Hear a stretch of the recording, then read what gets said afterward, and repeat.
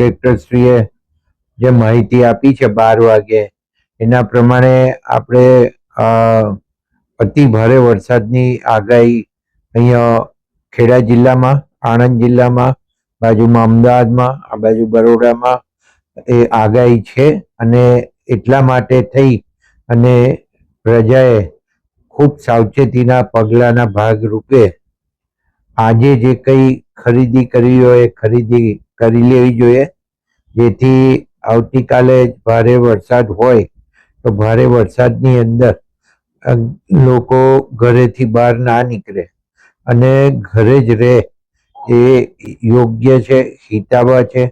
વધુ વરસાદ પડે તો પાણી પડે ને તરત તો નીકળી નથી જવાનું, એટલે રહેશે. એટલે જે રસ્તા ઉપર પાણી ભરાઈ રહેવાનું છે એ તમામ રસ્તાઓ ઉપર લોકો સાવચેતીથી નીકળે, બહાર નીકળવું હોય તો, અથવા ના નીકળે એ વધુ યોગ્ય છે. અને સૌ સાથ અને સહકાર આપે.